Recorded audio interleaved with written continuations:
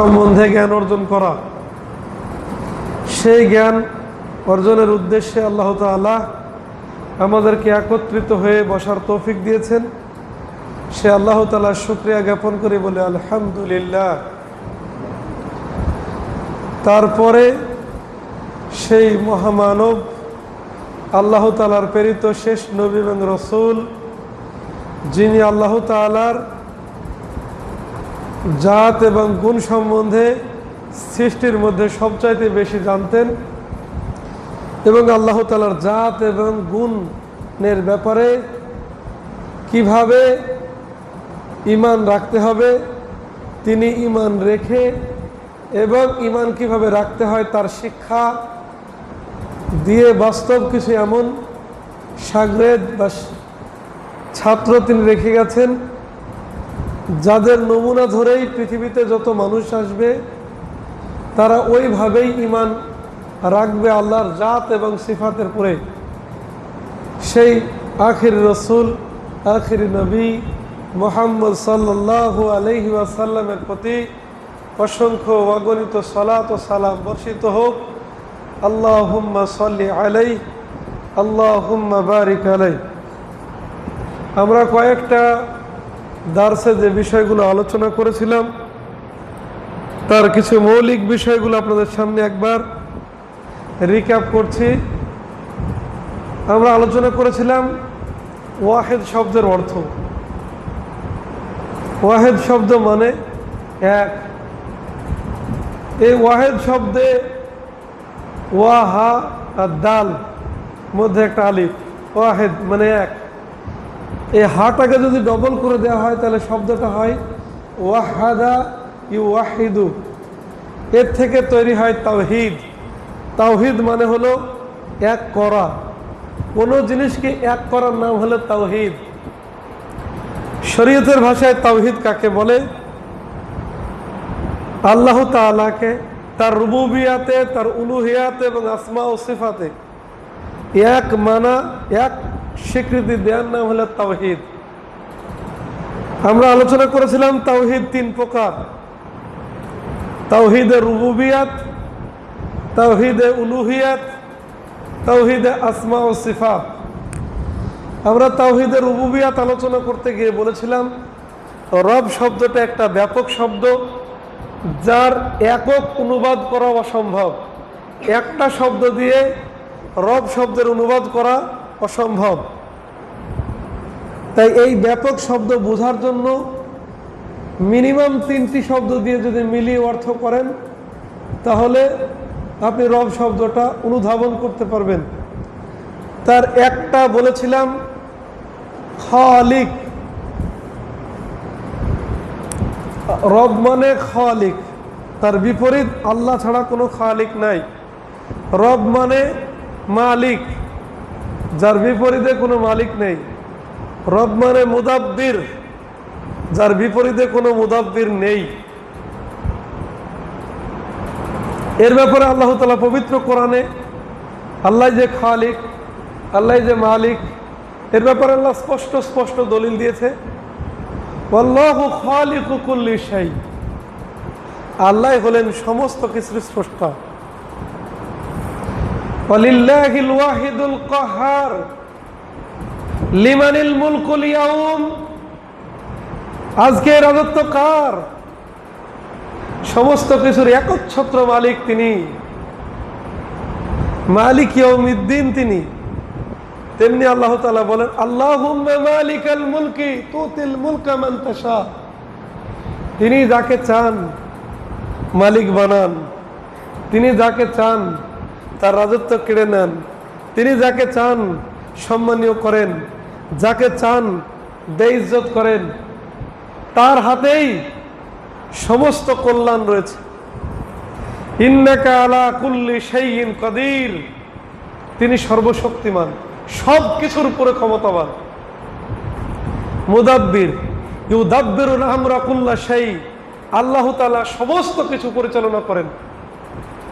এগুলো সংক্ষিপ্ত দলিল, যে রুবুবিয়াতের দলিল। এই রুবুবিয়াতের যদি আমরা বিস্তারিত বুঝতে চাই যে রুবুবিয়তের মাধ্যমে মানুষ শিরকে লিপ্ত হয়। আমি কিছু শিরকের কথা আপনাদের সামনে উপস্থাপন করব, যেগুলো আপনারা বুঝতে পারবেন যেগুলো সব রুবুবিয়তের শিরক।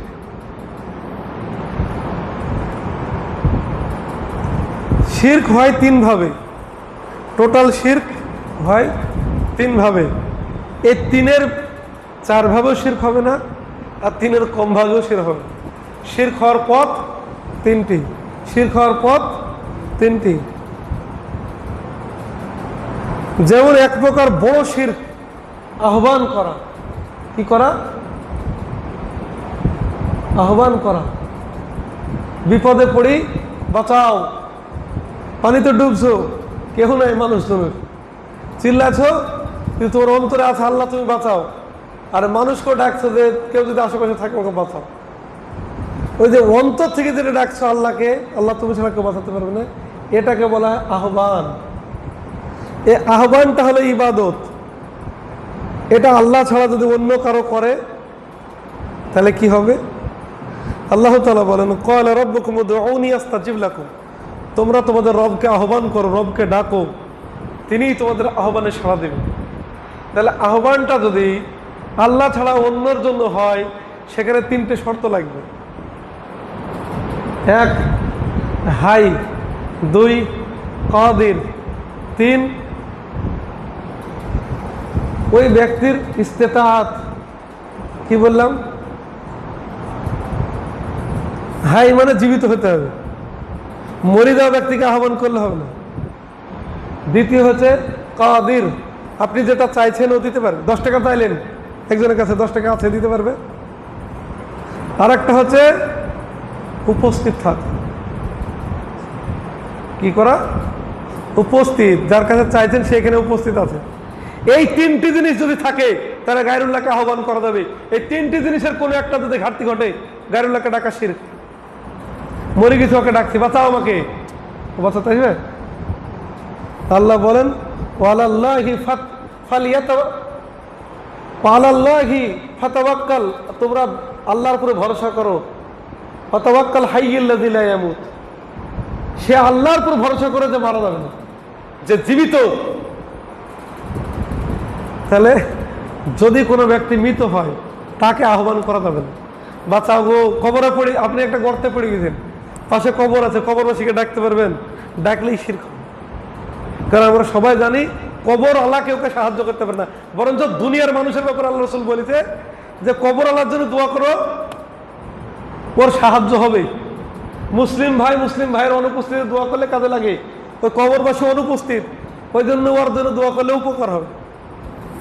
2 নম্বর হলো শক্তি থাকা। যার শক্তি নাই তাকে ডাকছেন। আপনার ওজন হচ্ছে 80 কেজি, আর একটা বাচ্চা ছেলে 2 বছর বয়স, ওকে ডাকছেন, ও আপনাকে উদ্ধার করতে পারবে? তুলতে পারবে? পারবে না।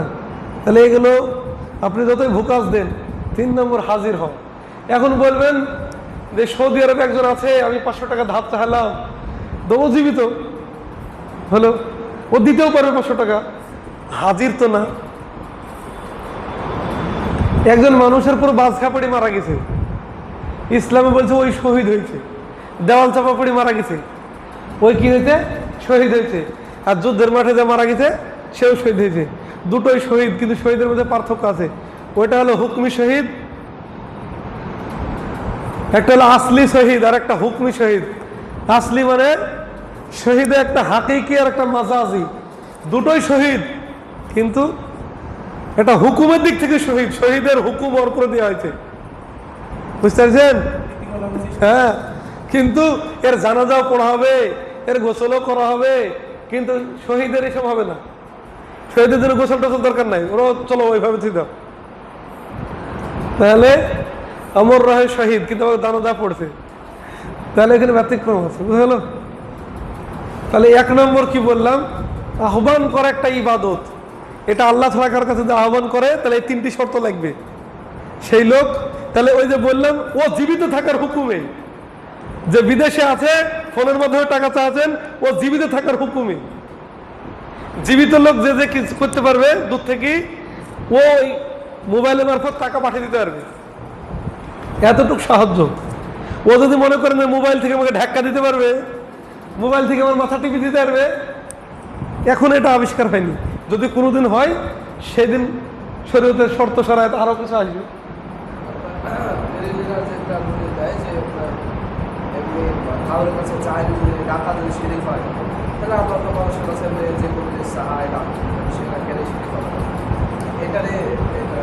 একটা জিনিস মনে রাখবেন, যদি মানুষের কাছে চাইলেই শিরক হয় তাহলে এ থেকে কেউ বাঁচতে পারবে না।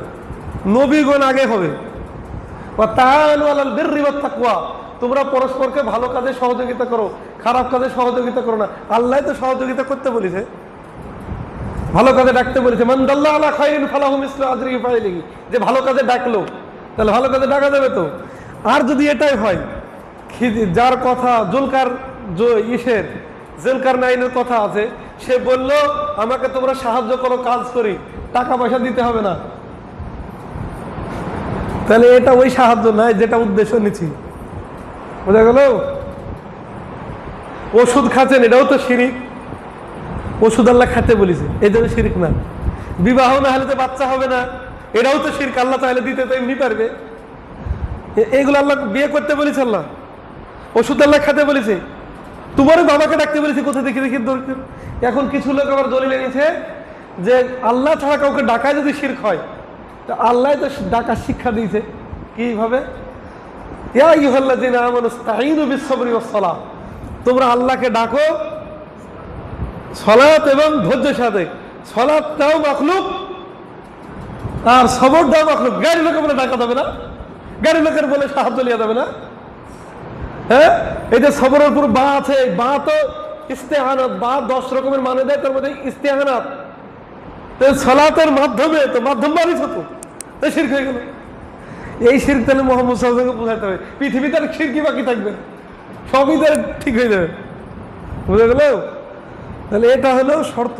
তাহলে আহ্বান করা একটা ইবাদত। এই ইবাদত যদি আল্লাহ ছাড়া কারোর জন্য করে, শিরক হয়।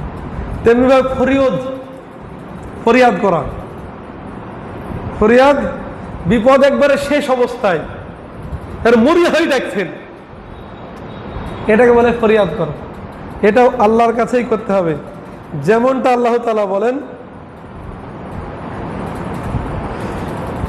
ইয তাস্তাগীসুনা রাব্বাকুম ফাস্তাজাবা লাকুম, যখন একবারে স্মরণ করে সেই সংকট মুহূর্তের কথা, যখন তোমরা কাতর কণ্ঠে তোমাদের রবকে ডেকেছিলে, ফাস্তাজাবনা লাকুম, যিনি তোমাদের ডাকে সাড়া দিয়েছে। তেমনি ভাবে কাফেররাও যখন চরম বিপদে পড়ে যায়, তখন কিন্তু ফরিয়াদ আল্লাহকেই করে। ফাইজা রাকিবু ফিল ফুলকি দা'উ আল্লাহ মুখলিসিনা লাহুদ্দিন ফালাম্মা নাজ্জাহুম ইলাল বাররি ওয়া হুম ইউশরিকুন ইযা ওয়া হুম ইউশরিকুন, যখন তারা নৌকা নিয়ে সমুদ্রের মধ্যে বিপদে পড়ে যায়, তখন তাদের দেবদেবী বাদ দিয়ে আল্লাহকে খাঁটিভাবে ডাকে, আল্লাহ তুমি ছাড়া আর কেউ উদ্ধার করতে পারবে না, এই সময় বাঁচানোর কেউ নাই, এই ডাকটা তুমি না বাঁচালে শেষ। এটাকে বলা হয় ফরিয়াদ। এই ফরিয়াদ আল্লাহ ছাড়া কারো কাছে করা যাবে না, এটা শিরক। আশ্রয় চাওয়া, একজন ব্যক্তি মারতে আসছে আপনাকে, আপনি যে লুকিয়ে গেলেন আরেকজনের কাছে, ওর শক্তি আছে, থানায় যাই ঢুকে পড়লেন, থানায় আশ্রয় নিলেন, এটা শিরক না, কারণ এটা আশ্রয় দিতে পারবে। আপনাকে জিন মারতে আসছে, কারোর কাছে লুকাচ্ছেন, বাঁচাতে পারবে? যেটা যেটা আশ্রয় নিতে পারবেন না, শয়তান আপনাকে আক্রমণ করছে, কারোর কাছে আশ্রয় নিতে পারবেন না। আমার এই পীর সাহেবের কাছে থাকলে শয়তান কোনো ক্ষতি করতে পারবেন। আল্লাহ বলে শয়তান থেকে বাঁচার জন্য কুল আউযু বিরাব্বিন নাস মালিকিন নাস, কুল আউযু বিল্লাহি মিনাশ শাইতানির রাজিম, আউযু বিল্লাহি মিনাশ শাইতানির রাজিম। আমি আশ্রয় নিচ্ছি আল্লাহর কাছে, শয়তান থেকে কেউ আশ্রয় দিতে পারবে না। তাহলে যেই জিনিসগুলো থেকে আশ্রয় দেওয়ার ক্ষমতা কারো নাই, আল্লাহ তাআলা সূরা মুমিনুর একটা আয়াতে বলেন, আল্লাহ যদি আশ্রয় দেয় কেউ তাকে আশ্রয়চ্যুত করতে পারবে না, আর আল্লাহ যদি আশ্রয় না দেয় কেউ কাউকে আশ্রয় দিতে পারবে না। এই আশ্রয় মানে গায়েবী কোনো হতে চলছে আর কেউ আশ্রয় দিতে বলে, আমার এই ঠিকার মধ্যে থাকি যাও, দল দিয়ে ঘিরে দিলাম, পানি পড়িয়ে এটা বন্ধ করে দিলাম ঘর, এই ঘরে আর কিছু ঢুকতে পারবে না। এখন আপনি ওই কবিরদের কাছে আশ্রয় নিয়েছেন, সাধুর কাছে আশ্রয় নিয়েছেন, এটা শিরক করে ফেলেছেন। কারণ তাওয়াউজ, আশ্রয় নেওয়া, এটা একটা ইবাদত। ওই তো বললাম আশ্রয় নিতে পারেন ওই তিনটি শর্ত থাকলে।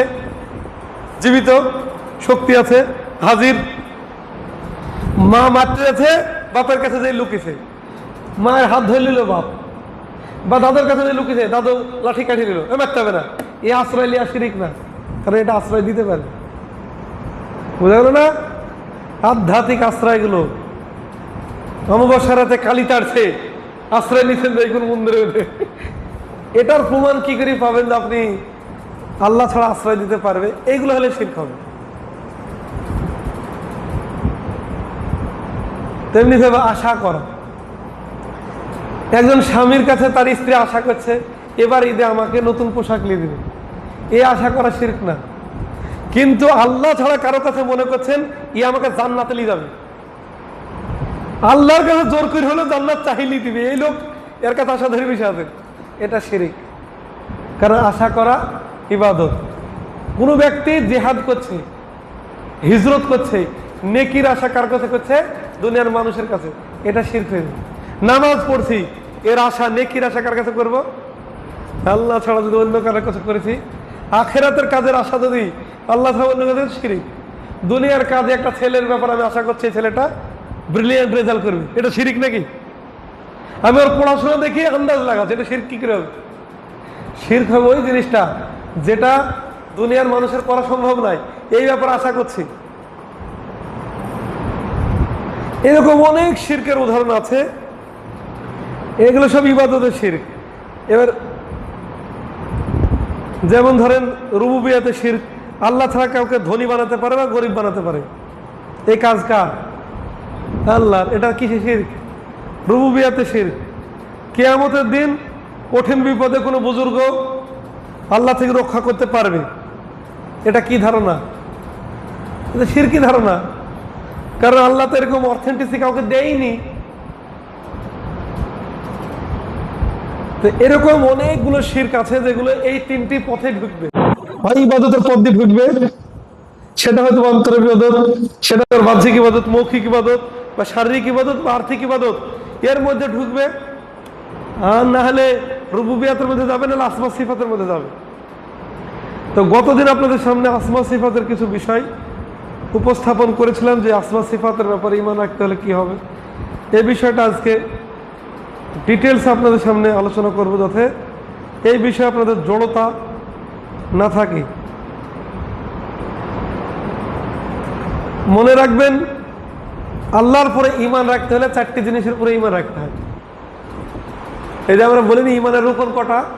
6টা। আবার এক একটা চারটি করে আছে, 24টা জিনিস আছে। ঈমানের রুকন 6টা, এই এক একটার নিচে আবার 4টি করে আছে, আর ওই 4টির আন্ডারে অনেক শাখা পোশাখা আছে। বুঝতে পারছেন?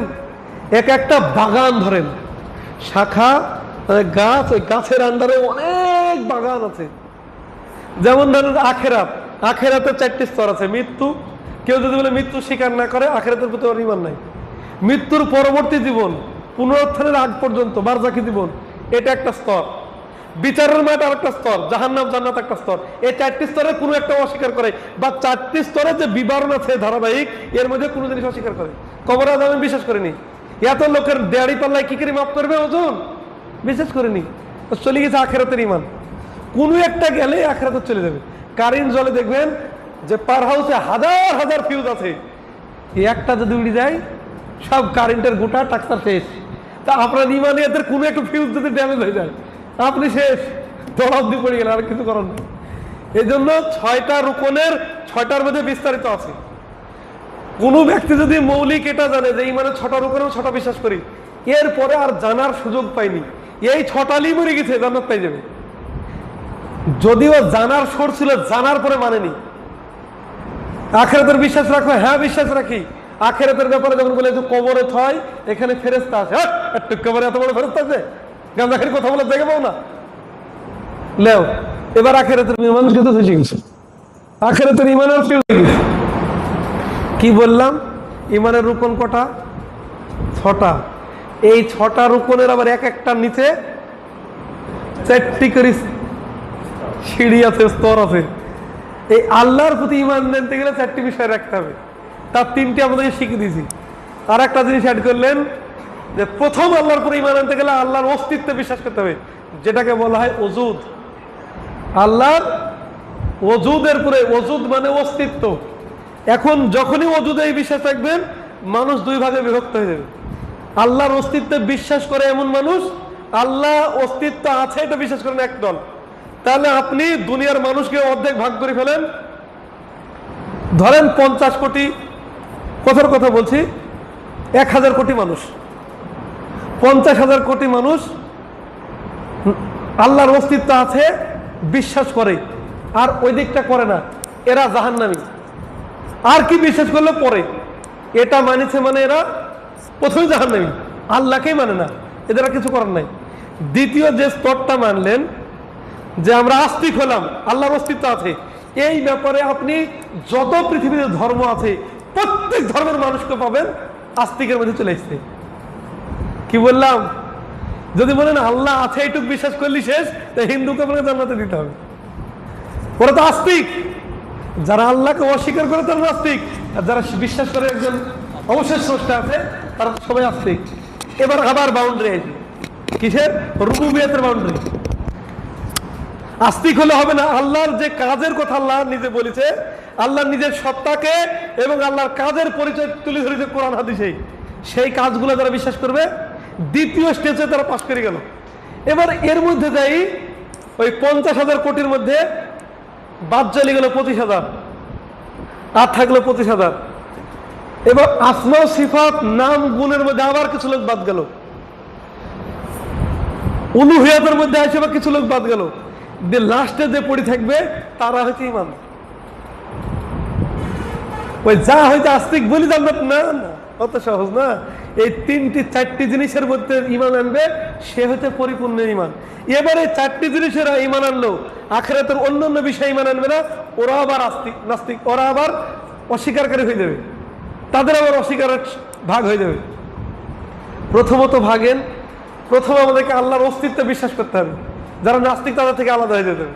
2 নম্বর রুবুবিয়তে বিশ্বাস করি, যারা মনে করে আল্লাহ ছাড়া বুজুর্গ ব্যক্তি, পীর, আউলিয়া, দরবেশরাও কিছু করতে পারে, রুবুবিয়তে বিশ্বাস করি তাদেরকে ইনকার করতে হবে। উলুহিয়াতে বিশ্বাস করার পর পৃথিবীতে যারা আস্তিক কিন্তু আল্লাহ ছাড়া গায়রুল্লাহর ইবাদত করে, মূর্তির নামে, বাবার নামে, যার নামে সেজদা রুকু করে, উলুহিয়াত মানে তাদেরকে শেষ।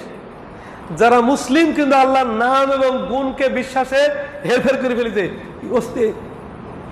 এই আসমা ও সিফাতে ঈমান আনার মাধ্যমে তাদের সাথে আলাদা হয়ে যেতে হবে। সবকিছু আলাদা করে সলিড হয়ে যাবে। এটা হচ্ছে কুস্তি পাথর, বাঁচতে বাঁচতে যে কোনো থাকবে, সেটা হচ্ছে সলিড ঈমানদার। এবার এই ঈমানের পরে আসবে আমল, আমলের মধ্যে নামাজ, নামাজের বিভিন্ন ক্যাটাগরি, এভাবে দেখা হবে। এই জন্য আমরা যদি মনে করি শর্টকাট ঈমান এনেছি, এটুক বলি বাঁচবে কে, আর জানার সুযোগ পাইনি, যে কিন্তু জানার সুযোগ ছিল জানেনি, ইয়াইতেই শুধু হবে না। আবু জেহেল এটা বিশ্বাস করতে যে আল্লাহ আছে, আল্লাহর অস্তিত্বে সে বিষয়ে অবিশ্বাসী ছিল না। এমনকি বদরের যুদ্ধ করতে আসতে কাবা ঘরের গিলাফ ধরি দোয়া করছে যে আমি হকপন্থী, আল্লাহ আমাকে জিতাও, মোহাম্মদ হকপন্থী হলে মোহাম্মদকে জিতাও। তো আল্লাহ বিশ্বাস করতে না বলে? শুধু আল্লাহ বিশ্বাসে কাজ নাই, যে আল্লাহর বিশ্বাস মোহাম্মদ সাল্লাল্লাহু আলাইহি ওয়াসাল্লাম করেছে সেই আল্লাহ বিশ্বাস করতে হবে। খ্রিস্টানরা তো আল্লাহ বিশ্বাস করে, আল্লাহকেও মানে, যে সাসকেও আল্লাহ মানে, আল্লাহর বেটাও মানে, আল্লাহর স্ত্রীও মানে, উজাইরকেও আল্লাহ মানে। ইহুদিরা ও মানলে হবে না, ভেজাল মানলে হবে না। আল্লাহকে কেমন ভাবে মানতে হবে? যখনই যে নবী এসেছে তারা বুঝে দিয়েছে, যখনই অন্য নবীর শরীয়তকে বদলে ফেলেছে সেই যুগের উম্মত, তখনই আর একজন নবীকে তার স্থলাভিষিক্ত করেছে। আপনি যাই ভালো করে বুঝান, ওইগুলো মানলে হবে না, আপনি যেটা নিয়েছেন এটা মানতে হবে। তাহলে রাসূল সাল্লাল্লাহু আলাইহি ওয়াসাল্লামের জামানায় যারা ছিল তারা মক্কার কাফেররা আল্লাহ বিশ্বাস করতো, তাহলে তাদের সাথে যুদ্ধ করা, তাদেরকে আবার নতুন ভাবে আল্লাহর উপর ঈমান আনা, মানে এটা বলতে যে তোমরা যে আল্লাহর মাধ্যম মানে আল্লাহকে মানছো, ওটা হবে না। আমি যেভাবে আল্লাহকে মানতে বলছি সেভাবে মানো। তো এই প্রথম হলো আল্লাহর অস্তিত্ব বিশ্বাস, অস্তিত্বকে স্বীকার। 2 নম্বরে আল্লাহর রুবুবিয়াতকে স্বীকার। রুবুবিয়াত যদি ঠিক থাকে তাহলে বেরেলি বিয়াত উড়ে যাবে, বেরেলি বিয়াত টিকবে না। শিয়াতন্ত্র চলবে না। ওই মানে ওদের 12 ইমামকে বিভিন্ন গুণে গুণান্বিত করি, আল্লাহর সব জিনিস তাদের মধ্যে দিয়ে দিয়েছে, ইয়া চলবে না। উলুহিয়াত বিশ্বাস করলে পৃথিবীতে যত দেব দেবের উপাসনা সেগুলো বাতিল।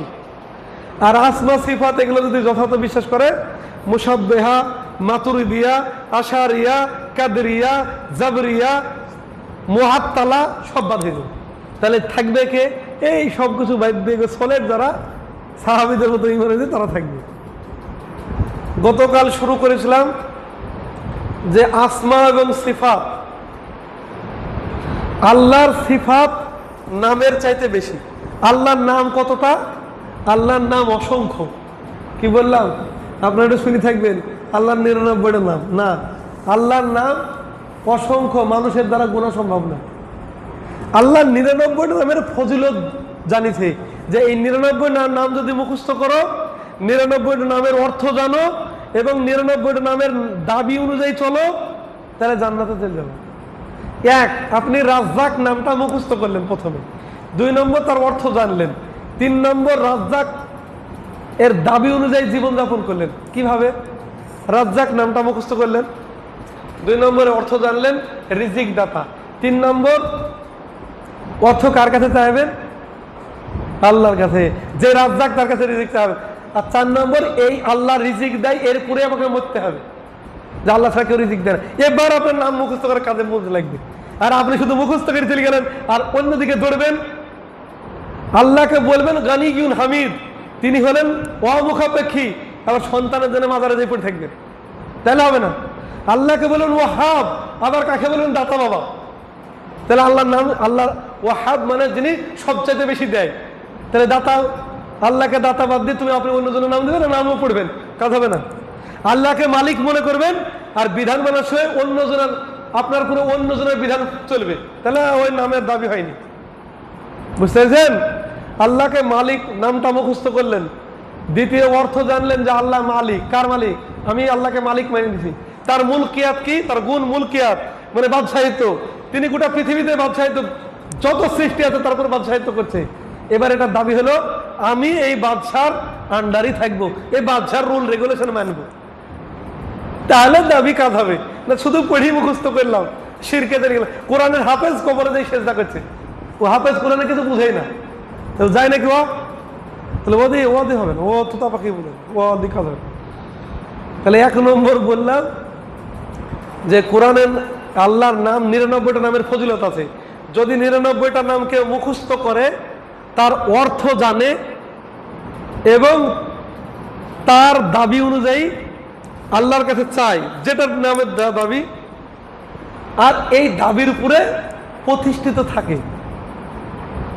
কতদিন? জীবন পর্যন্ত দাবির উপর প্রতিষ্ঠিত থাকতে হবে, বুঝতে পারলেন?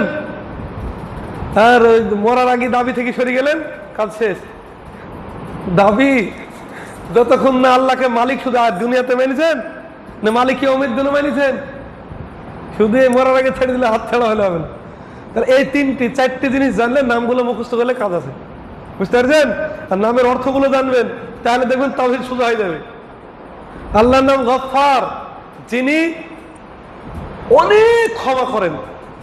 আল্লাহর নাম আফু, আফু মানে আফু আর শুকুর। এই গুণগুলোর মধ্যে এমন আছে যে বদলা নিতে পারে, তারপরে বদনা না নিয়ে যে মাফ করে, তাকে বলা হয় আফু। আর গাফফার মানে এমনি মাফ করে দেয়া। আফুর আর সবই তো মাফ করা পাচ্ছেন। আর গফুর শব্দের অর্থ হলো মিটি দেয়া, একটা জিনিসকে ঢাকি দেয়া, ওখান থেকে আউটফিট দেয়া। আল্লাহ আমাদের গুনাহ মিটি দাও, ইয়া গাফফার ইগফিরলি মানে মিটি দাও। এই যে সাইয়্যিদুল ইস্তিগফার পড়ি, আরবিতে একটা শব্দ হয় মিগফার।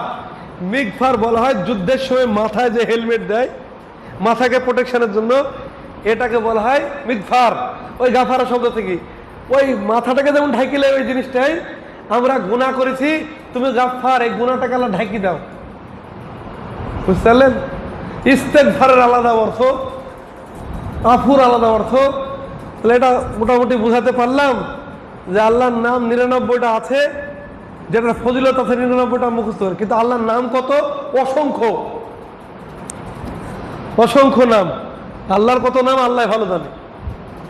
তো এটা মনে রাখেন। আর একটা জিনিস এখানে মনে রাখেন, আল্লাহর নাম অনেক, কিন্তু নামের চাইতে গুণ আরো বেশি। আল্লাহর নামের চাইতে গুণ আরো বেশি। নাম কত জানিনি, গুণ আবার তার চাইতে বেশি। কারণ আল্লাহর একটা নাম, একটা গুণ, একাধিক গুণ হতে পারে একটা নাম দ্বারা, বোঝা গেল? কিন্তু আল্লাহর প্রত্যেকটা গুণ কিন্তু নাম না। আল্লাহ রাগান্বিত হয়, তাহলে আল্লাহর নাম গজবান না। আল্লাহ হাসে, তাহলে জাহাক আল্লাহর নাম না। আল্লাহর গুণ আছে, প্রত্যেকটা গুণ কিন্তু নাম না, কিন্তু প্রত্যেকটা নাম নাম এবং গুণ। কি বুঝালাম? আল্লাহর প্রত্যেকটা নাম নাম একদিকে বা গুণ, কিন্তু আল্লাহর প্রত্যেকটা গুণ কিন্তু নাম না। আল্লাহ একটা গুণ পালা নজুল, তাহলে আল্লাহ নাম নাজ্জাল, নাউযুবিল্লাহি মিন যালিক, এরকম নাম দেওয়া যাবে। আর একটা জিনিস জানি রাখেন, আল্লাহর গুণ এবং নাম এই দুটোই তাওকিফি, সুনির্ধারিত। এখানে কারোর রদবদল কেউ ঢোকাতে পারবে না। আল্লাহ যেটাকে গুণ সাব্যস্ত করেছে সেটাই গুণ, আল্লাহ যেটাকে নাম হিসেবে সাব্যস্ত করেছে সেটাই নাম। এই যে গজল শুনেছেন, জলিল ও জাব্বার তুমি, আল্লাহর নাম জলিল না, এ নাম আল্লাহ নিজের জন্য সাব্যস্ত করেনি। আল্লাহর নাম সাত্তার না। আল্লাহর পরে যদি সাত্তার নাম দেন, এটা আল্লাহর পরে মিথ্যারোপ। আল্লাহর নাম সিত্তির, আপনার মনে গেলে তো নাম দিলে হবে না। এই জন্য আল্লাহর প্রত্যেকটা নাম কি বললাম? তাওকিফি, মানে আল্লাহ নির্ধারণ করেছে যে এটা আমার নাম। আমাদের মন গেল নাম দিয়ে দিলাম যথামত আল্লাহকে, এটা আল্লাহ মেনে নেবে না।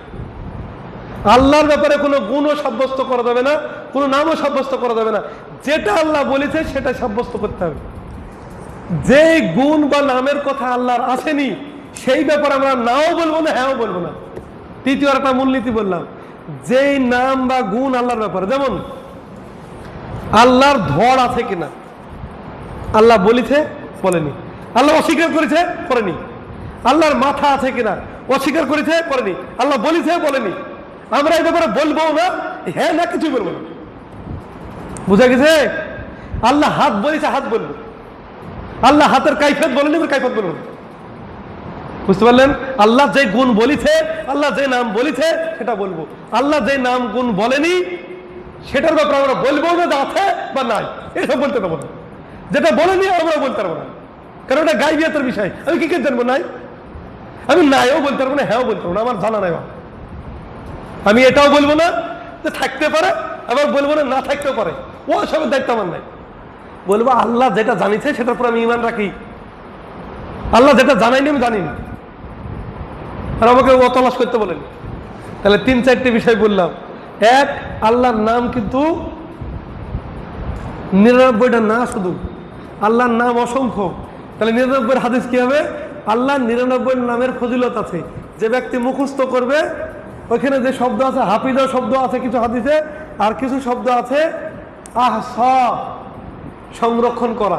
ওই সংরক্ষণের মানে অর্থ এই নামটা মুখস্থ করা, শুদ্ধ করি, তার অর্থটা জানা, তার দাবি অনুযায়ী নিজের জীবন আল্লাহর কাছে এটা চাওয়া, আর দাবি অনুযায়ী জীবনযাপন করা। এটা হলো ওই হাদিসের অর্থ। আল্লাহর অসংখ্য নাম, আল্লাহর প্রত্যেকটা নাম কিন্তু গুণ, কিন্তু প্রত্যেকটা গুণ কিন্তু আল্লাহর নাম না। কি বললাম? আল্লাহর প্রত্যেকটা নাম গুণ, কিন্তু প্রত্যেকটা গুণ কিন্তু নাম না। বুঝা গেছে? যেমন আল্লাহর নাম রহমান, আল্লাহর নাম রহমান। এই রহমান থেকে আল্লাহর একটা গুণ হলো রহমত করা। বুঝা গেল? তাহলে দয়া করা আল্লাহর একটা গুণ। এর নাম রহমান থেকে একটা দয়া গুণ, কিন্তু রহমত এটার নাম আছে একটা, কিন্তু আল্লাহ রাগান্বিত, আল্লাহ হাসে, আল্লাহ উপর থেকে নেমে আসে, এইগুলোর জন্যই এগুলো গুণ। কিন্তু এগুলো আবার নাম দেওয়া যাবে না যে এর মানে এই নাম দিয়ে দিলাম না। আল্লাহ নিজের ব্যাপারে যা বলেনি সেটা আমরা হ্যাঁও বলবো না, নাও বলবো না, জানিনি।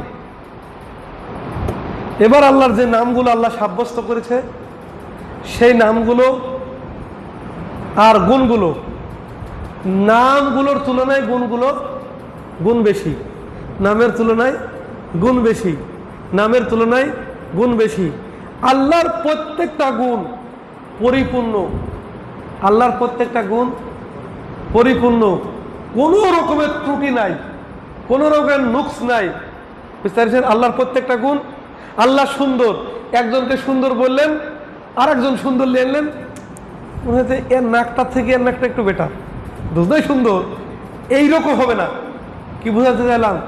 আল্লাহ বলেছে ইন্নাল্লাহ জামিল, আল্লাহ সুন্দর। আল্লাহর এই সুন্দর হওয়ার ব্যাপারে গুণটা পরিপূর্ণ। আল্লাহ সামি, শুনে আল্লাহ, এই শোনার ব্যাপারে আল্লাহ তাআলা এই গুণ আল্লাহর পরিপূর্ণ। আল্লাহর কোনো গুণে ঘাটতি নাই। বুঝা গেছে? এরকম যেন না ধরিলি, মানুষে তো শুনে, কিন্তু মানুষের এই গুণ কি? অপরিপূর্ণ, ত্রুটিযুক্ত। 100 জন কথা বললে শুনতে পাবো না। ছোটকালে ভালো শুনতে পেতাম না, আবার বয়সে গেলে শুনতে পাচ্ছিনি, চোখে দেখতে পেতাম, পাওয়ার কমে গেছে। আমাদের এগুলো ত্রুটিযুক্ত। আর আল্লাহ তাআলা ত্রুটিমুক্ত এবং পূর্ণাঙ্গ তিনি। এবার আসি সেদিনে যেটা আলোচনা করেছিলাম, যে আল্লাহর গুণ এবং নামের ব্যাপারে যে জায়গা থেকে আপনাদের সামনে পড়লাম, ইমাম ইবনে তাইমিয়ার আকিদাতুল ওয়াসিতিয়া বইয়ের একটা অংশ। লেখক ইমাম ইবনে তাইমিয়া বলছেন, মিনাল ঈমানি বিল্লাহি, আল্লাহর উপরে ঈমান রাখার মধ্যে এটা অন্তর্ভুক্ত, আল ঈমানু বিমা ওয়াসাফা বিহি নাফসুহু, সেই সমস্ত গুণে আল্লাহকে গুণান্বিত মনে করা, এটার বিশ্বাস করা, এটা স্বীকার করে নেওয়া আল্লাহ তাআলা নিজেকে যেই গুণে গুণান্বিত করেছে। ফি কিতাবি, কোথায় করেছে সেটা? মহাভারতে, বাইবেলে। আল্লাহ কোরআনে যে গুণে নিজেকে গুণান্বিত হিসাবে সাব্যস্ত করেছে, সেই গুণগুলোর প্রতি ঈমান রাখা। যেমন আল্লাহ আছে, আল্লাহর গুণ আছে। বুঝা গেল? আল্লাহ আছে যেমন কোরআনে আছে, আমরা মানছি, আল্লাহর গুণগুলোকে সাব্যস্ত করা। ওয়াসাফা বিহি ওয়া রাসূলিহি মুহাম্মদ সাল্লাল্লাহু আলাইহি সাল্লাম, এবং আল্লাহর জন্য তার রাসূল মুহাম্মদ সাল্লাল্লাহু আলাইহি সাল্লাম যেই সমস্ত গুণের কথা সাব্যস্ত করেছে, যে আল্লাহর এটা গুণ, আল্লাহর এটা নাম, সেই নাম এবং গুণ আমাদেরকে সাব্যস্ত করা। মিন গায়রি তাহরিফ, কোন রকমের পরিবর্তন ছাড়া, ওয়ালা তাতিল, কোন রকমের অস্বীকার ছাড়া, মিন গায়রি তাকিফ, কোন রকম ধরন ছাড়া, ওয়ালা তামসিল, কোন রকম উদাহরণ ছাড়া। এটা বিস্তারিত বুঝাবো আজকে, এটা ভালো করে বুঝেন। আরবিতে উতলা মানে বলা হয় ছুটি দিয়া। উতলাতুন মানে ছুটি, উতলাতুন মানে ছুটি। আমরা উতলাইনি বুঝি, ডাল উতলি গেল, দুধ উতলাছে। আরবিতে উতলাতুন মানে আইন তলাম, উতলা। উতলাতুন মানে হচ্ছে কি বললাম?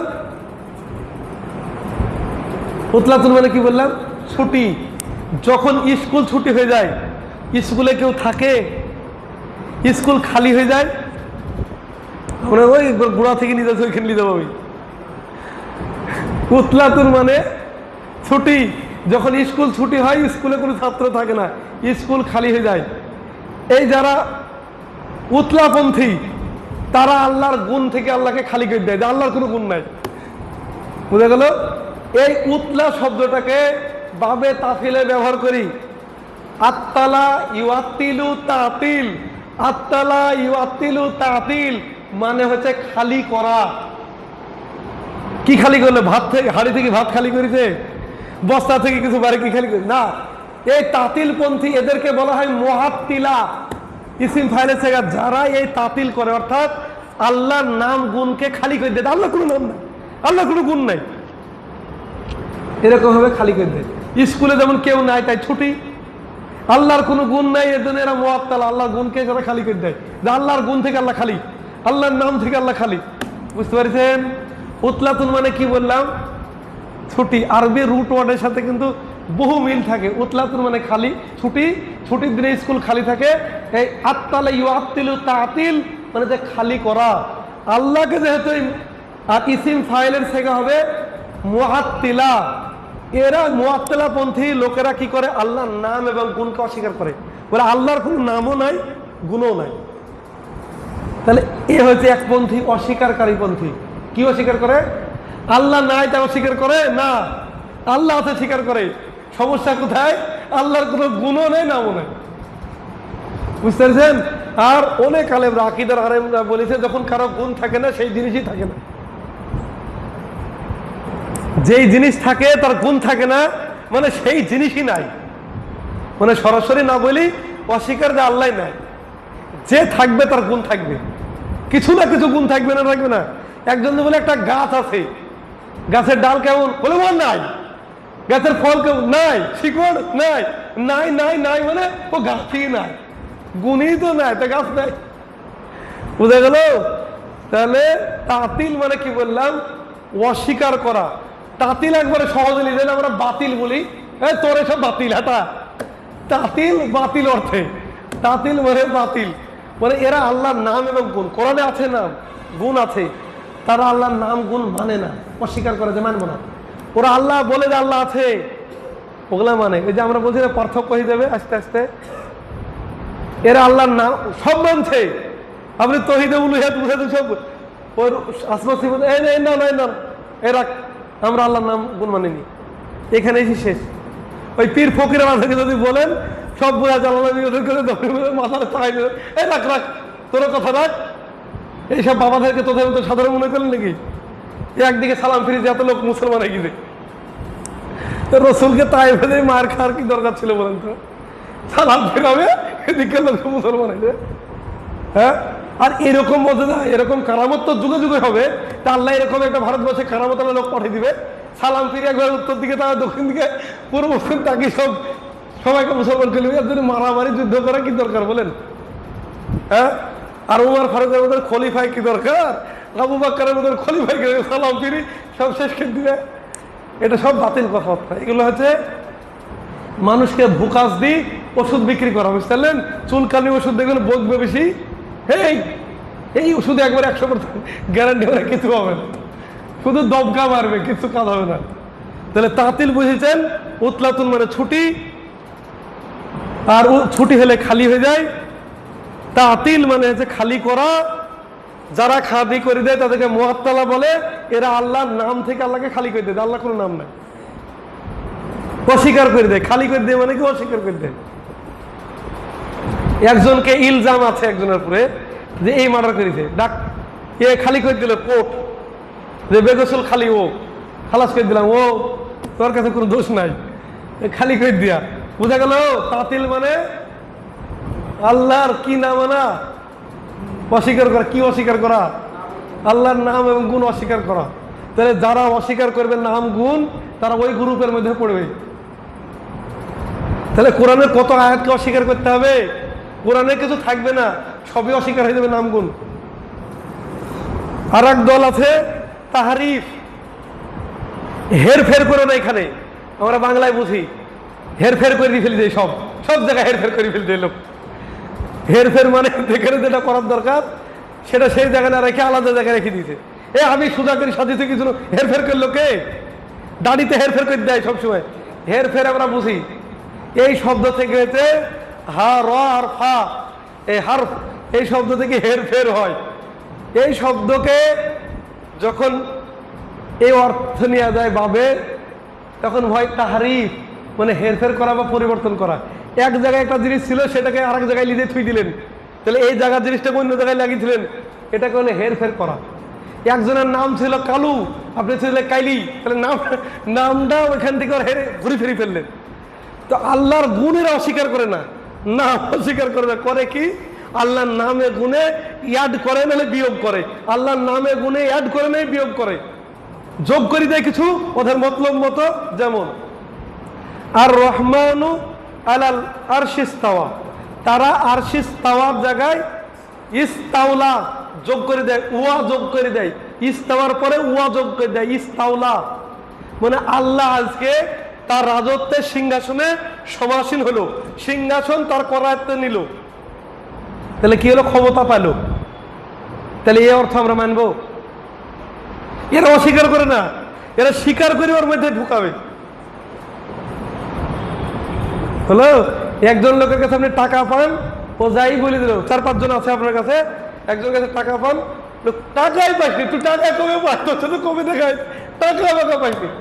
এ গেল এক। আর এক গ্রুপ তাহলে বলে তোর কাছে যে টাকা পায়, হ্যাঁ তুই টাকা পাস, কেমন টাকা দিয়েছিলি, কতদিন ধরে দিয়েছিলি, মরি যা, টাকা দিতে তো তোকে মেরিয়ে ফেলবো, 2 টাকা 1 টাকা করে দিব, আসিস।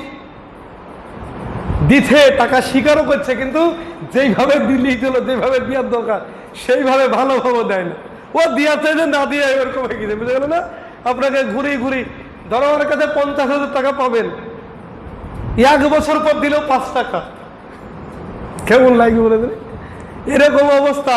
মানে আল্লাহর নাম গুণ স্বীকার করে আছে, তার মধ্যে এই নামটা মানছি, এই নামটার মধ্যে একটু যোগ করতে হবে, এটা এইভাবে মানবো না। তারপর আল্লাহ তাআলা সূরা ফজরে বলেছে যা রব্বুকা ওয়াল মালাইকাতু সাফফা, তোমাদের রব আসবেন, ফেরেশতা সারিবদ্ধ থাকবে। ওরা বলছে না, যা রব্বুকা না, যা আমরু রব্বুকা, তোমার রবের হুকুম আসবে। আল্লাহ কেন আসবে? আল্লাহ আসবে বলে সে আল্লাহর মর্যাদা কমে যাচ্ছে। সবচাইতে যার মর্যাদা সেই বেশি বুঝে না অন্যজনে বেশি বুঝে বলেন তো? মর্যাদা যার সেই তো বেশি বুঝে।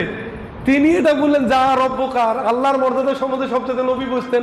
নবী যদি এটা তফসির করে দিতেন যা রব্বুকা মানে যা আমরু রব্বুকা, আমাদের মাইন্ড নিতে কোনো সমস্যা ছিল না। রাসূল সাল্লাল্লাহু আলাইহি ওয়াসাল্লাম বলে তায়াম্মুম করবা তোমরা, কোরআনে বলছে মুখটা আগে ধোও, মুখের পরে তোর হাত। আল্লাহ বলছে হাত ধোও, এই হাতটাই মাটি করো, মুখটাই করো। রাসূল 2টি পদ্ধতি দিয়েছে, ওটাও করতে পারো, এটাও করতে পারো, এরকম থাকলেও মেনে নিতাম। আল্লাহ শুধু ব্যাখ্যা করেনি, আল্লাহ শুধু ওইটাই বলেছে আল্লাহ আসবে, আমরা ওইটাই আসবে মানবো না। এরা হচ্ছে মানবে, মানি ওর মধ্যে নিজে নিজে শব্দ করবে। এখন 2-1টা নাম বলে দিই। আমাদের জামাত ইসলাম যারা করে তাদের একটা কোরআন আছে, অনুবাদ আছে। কোরআন আছে বলতে কোরআনের অনুবাদ আছে। তাদের কোরআনের অনুবাদ তাহফিজুল কোরআন। এখানে তারা আলাল আরশি ইস্তাওয়া বা বিভিন্ন জায়গায় আল্লাহর নামের গুণের জায়গায় ওরা কি করেছে, আল্লাহর গুণগুলোকে পরিবর্তন করে দিয়েছে। ওরা পরিবর্তন করে দিয়েছে, শব্দের হেরফের করে দিয়েছে, যে এটা আসলে রূপক অর্থে ব্যবহার হয়েছে, এটা মাজাজি, এটা হাকিকি না। সহিহ বুখারীর হাদিস, সূরা কলামের আয়াত, কিয়ামতের দিন আল্লাহ তাআলা তার পায়ের পিণ্ডলি গোছা খুলে দিবে, বান্দা সেজদা করবে। রাসূল তাফসীর করে গেছে, এরা ব্যাখ্যা করে দিয়েছে না না, পিণ্ডলি কিছু ঘটবে না। ওই 7 গুণ মানে কঠিন অবস্থা হবে, মানুষ কঠিন অবস্থা হয়ে গেলে মানুষ খেয়াল থাকে না, হাঁটুর কাপড় তুলে ফেলে, এটা হবে অবস্থা। এই হাঁটুর কাপড় তুলে ফেলার অবস্থা হচ্ছে কঠিন পরিস্থিতি, ভয়ঙ্কর পরিস্থিতি। সহিহ বুখারীর হাদিস কি হবে? রাসূল এই আয়াত পড়ি শুনিয়ে তাফসীর করেছে, সাহাবীরা ইনকার করেনি। আমরা কি এই জন্য বললাম তাহারি দেখি ভালো লাগবে, আরে ইসলাম কায়েম করতে চাইছে, ইসলাম অন্তরে কায়েম করতে নেই, এই কথাগুলো মেনে নিতে পারেনি। ওদের কাছে আমাদের একটা প্রশ্ন, ইসলাম কায়েম করে কোন ইসলাম? হানাফিপন্থী ইসলাম, মালিকিপন্থী, না শাফিপন্থী, না হাম্বলীপন্থী? এক। দ্বিতীয় হচ্ছে এবার দেওবন্দীপন্থী, আবু হানিফার মধ্যে আবার দেওবন্দীপন্থী না বেরেলিপন্থী? এবার দেওবন্দির মধ্যে মামাতি না হায়াতি, নবী জীবিত না বেঁচে আছে না মরে গেছে ইয়ানলি? বেরেলিদের মধ্যে নকশবন্দি, চিশতি, সারওয়ার্দি, কোন দিক দিয়ে কোনটা কায়েম করবা? যে যেখানে সংখ্যা বেশি থাকবে তাহলে এখন গণতন্ত্র মার্কায় বেশি আছে, ওটি থাক, পাল্টানি কি দরকার? নীতি হয় এসব ভুকা দিয়া বুদ্ধি। তাহারিফ মানে কি বললাম? মাইনি নেই আল্লাহর তাতিল মানে একবারে ডাইরেক্ট মানেই না, মানে মনে গুণ। আর তাহারিফ মানে মানি পরিবর্তন করে। এই যে এটার মানে মানলাম, আল্লাহ কোরআনে বলেছে এটার মানে এটা হবে না, এটা হবে। এখানে একটা শব্দ মাহাদুর আছে, এখানে গোপন আছে, এখানে ঢুকাইতে হবে, না হলে অর্থ করা যাবে না। হ্যালো, 3 নম্বর অর্থ তাকিফ মানে পদ্ধতি বা ধরন বর্ণনা করা। আল্লাহ আরশ থেকে নেমে আসে, আল্লাহর হাত হলো, আল্লাহ শুনে, আল্লাহর পায়ের পিণ্ডলি, এগুলো আপনি কারো মতো বলে দিলেন কি? আল্লাহ বাদশার মতো। ওই আলিফ লাইলে দেখতে পাও সিংহাসন উড়িয়ে চলে আসছে, আল্লাহ এরকম নেমে আসে, কল্পনা করলেও এরকম আছে, ওই কল্পনা করতে বলি আল্লাহ শুধু ঈমান আনতে বলিছে। আল্লাহ এটা বলিছে তাকে করো, এখানে তোমরা গবেষণা করো না। তাকিফ মানে কোনো ধরন বর্ণনা করা যাবে না। এই ব্যাপারে আপনাদের কাছে স্পষ্ট একটা কথা আপনারা জানেন, ইমাম মালিক রহমহুল্লাহ তিনি দার্স দিতেন মদিনায়। তিনি হলেন একমাত্র মদিনার প্রসিদ্ধ ইমাম, অন্য ইমামগুলো কিন্তু বাহিরে। মদিনার ইমাম, দারুল হিজরা, মদিনায় জন্মগ্রহণ করেছে, মদিনায় থাকে, মদিনার ইমাম। বাদ বাকি ইমাম আবু হানিফা বলেন, অন্য ইমাম বুখারী বলেন, ভারত বা পৃথিবীর বিভিন্ন জায়গা থেকে উঠেই তারা বড় বড় ইমাম আইম্মা হয়েছে, আরবি ভাষায় দক্ষতা অর্জন করেছে, সব ইমাম হয়েছে। কিন্তু মদিনার ছেলে ইমাম মালিক, তাকে দারুল হিজরা বলা হয়, তিনি মদিনায় দার্স দিতেন। তো তিনি একবার দার্স দিতেন, তার সভায় একজন প্রশ্ন করেছে যে এর কাইফিয়ত কেমন, আল্লাহ নাইমি আছে, আল্লাহর হাত, এর ধরনটা কেমন হবে ইমাম সাহেব? তো কিছু বর্ণনা আছে তার লোম খাড়া হয়ে গেছে, লোমের গোড়াগুলো ঘাইমে গেছে, থরথর কাঁপছে ইমাম মালিক। কোনো বর্ণনা আছে ওই লোককে ঘাট ধরে বার করতে দিয়েছে, বার করো ওকে, আবার মজলিস থেকে বের করো। তারপরে তিনি বলেছেন আল ইস্তিআ ও মালুম, আল্লাহ আরশে আছে, আরশের উপরে আল্লাহ। ইস্তিআ জানি, ইস্তিআ শব্দের অর্থ হলো ইরতাফা, আল্লাহ উপরে উঠেছে, এটা আমরা জানি। আল ইস্তিআ মালুম, আরবি ভাষায় ইস্তিআ জানি। ওয়াল কাইফিয়াতু মাজহুল, আল্লাহ কেমন ভাবে উঠেছে এটা জানি, কেমন ভাবে আছে এইগুলো জানিনি। ওয়াল ঈমানু বিহি ওয়াজিব, আল্লাহ উঠেছে, আসমানের উপরে আছে, এটা ঈমান রাখা আমাদের জন্য ওয়াজিব। ওয়াসওয়ালু আনহু বিদআত, এই ব্যাপারে প্রশ্ন করা হচ্ছে বিদআত, বিভ্রান্ত করা প্রশ্ন। এটা দুই জামানা চলে গেল, আমাদের তৃতীয় জামানা চলছে, এরকম প্রশ্ন তো কেউ করেনি। আমরা তাবেঈদের জামানা বা তাবেঈদের জামানায় চলছি, রাসূলের জামানায় সাহাবীরা করেনি, তো নতুন উদ্ভাবন। তাহলে এই ইমামের কল, এটা লাইসা কামিসলিহি শাইউন ওয়া হুয়াস সামিউল বাসীর, এই দুটো জিনিস মানে আসমা সিফাতের ব্যাপারে বিশাল বড় মজবুত দলিল। তাহলে কি বুঝলাম? আল্লাহ যা যা গুণের কথা বলেছে, যেসব গুণের কথা বলেছে, সেটা জাতি হোক, সেটা ফেলি হোক, কর্মগত হোক, সেটা আমাদেরকে মিন ওয়ান যেইভাবে বর্ণনা হয়েছে সেইভাবে বিশ্বাস রাখতে হবে। কোন ধরন বর্ণনা করতে দেওয়া যাবে না, কোনো একটা ব্যাখ্যা দাঁড় করানো যাবে না। আবু বকর রাদিয়াল্লাহু আনহু মানে অর্থ না জানি বিশ্বাস করে সিদ্দিক হইতে, জান্নাতি হয়ে গেছে দুনিয়া থেকে। আমরাও না জানি না মানি, ওই বিষয়ের গবেষণা না করিও আবু বকরের পথে থাকলে জান্নাত চলে যাবো। আর যদি পরেকার লোকের মতন এসে গবেষণা করতে বসে ওইগুলোর ব্যাপারে, যেগুলোর ব্যাপারে জানা সম্ভব নয়, সেই যুগে জানা সম্ভব ছিল। সাহাবীরা প্রশ্ন করলে কোন একটা উত্তর আসতো, আর না হলে চুপ করে থাকতে বলতো। তাই তো তারা করেনি, কারণ আল্লাহ তাদের অন্তরে এটা উদ্বেগই দেয়নি যে এরকম প্রশ্ন হবে না। বুঝলো? এইসব প্রশ্ন মানে বাতিল প্রশ্ন, এগুলো কোনো ফায়দা নাই। 4 নম্বর হলো তামসিল। 4 নম্বর তামসিল মানে হচ্ছে মিসাল দিয়া, উদাহরণ দিয়া, যে আল্লাহ এইরকম, আল্লাহ এরকম, এরকম কথা আল্লাহর ব্যাপার বলা যাবে। বুঝা গেছে? এই 4টি জিনিস। আর একটা কিছু আমরা বলেছি তাফবিজ। তাফবিজ মানে হচ্ছে মানে কোরআনের সব অর্থ করবেন, হাদিসের সব অর্থ করবেন।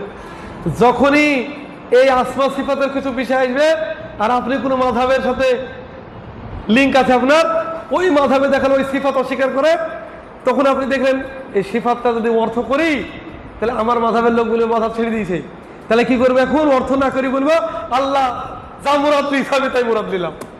ও ভাই, গোটা কোরআনে আল্লাহ যা মুরাদ দিয়েছে তা কেন লেওনি? শুধু এই ইয়াদুন মানে হাত বলেছে, ওই জায়গায় এসে ব্যাখ্যা করবে না, কি বলবে? হাত দ্বারা যা আল্লাহ উদ্দেশ্য লিখে তাই আমার থাক না। আরবি শব্দ ইয়াদুন মানে হাত, হ্যাঁ,